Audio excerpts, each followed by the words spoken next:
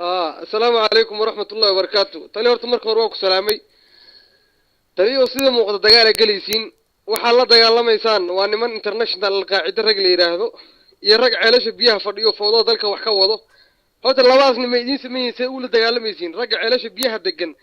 iyo ragga degan alqaacida ku xiran isku sima uu la dagaalamaysiin. Haddii la soo qabto hadda waxaan maqalnay Fuaad Shongole iyo Abu Mansuur iyo usii carar in caasi boqol iyo jubooyinka ay ka sameeyeen madaysa malaxi doona mala daldali doona ilaa waa nimanka qaranka qarribay laana nimanka xogaa dadna wadaniinimo ku jirto xogaa ragga ceelasha biyaha fadhiyo halkana way asla saar maxay kula bedeliin isku si maalo la dagaalama isku ciqaab may leeyihiin sharciga dawladda keel waa maxay habkee loo la dagaalama ma gadaa iskale walaalo waan ku salaamayaa dadweynaha waalay ceelasha dunuub ay dalka ka galeen iyo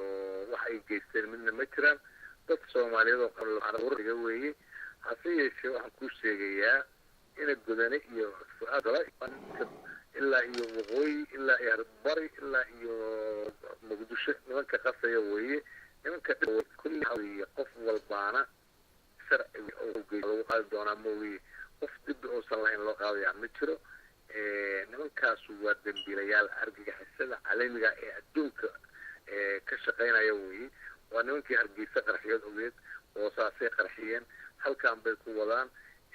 Bombaasi qarxiyeen Tanzania qarxiyeen nimankii horta raggaas waa raggii intaas barnaamij ka shaqeynaya waa nimanka ayahay hase yeeshee sharciga wixii ay ku helaan bay maaragtay qaadan doonaan marka nimanku waa niman noocaas insha Allah ويا تلي أنت سأكسر جبيننا ما حاسوق جدني سؤال شو قدام بس بوداني جارهان شعب كصوماليات يقول بالجوكتا قد كعلى الصعداء أفر بقول يا فرت القفة هذا قد كعلى الصعداء waxaan u soo jeedinayaa dadka Soomaaliyeed ee dalka iyo dibadda inta jira in nabadda laga shaqeeyo dalkii la yimaado la dhiso la iskooladii la dhiso caafimaadkii la dhiso muxuu ahaay ceelashii ummadda biyo-la'aanta u jirta loo sameeyo waxaan u soo jeedinayaa nabadda inay ka shaqeeyaan dadka Soomaaliyeed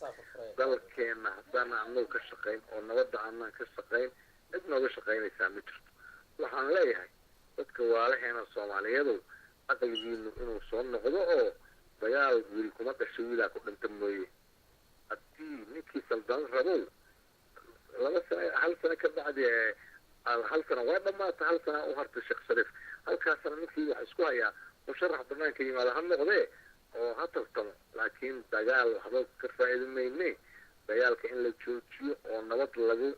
soo furo oo nabad loogu yimaado oo xisbiyo badan dalka laga furto nin walba Soomaaliya wadanka inuu xisbiga rabo furto tartanna uu galo laakiin nabadii laga shaqeeyo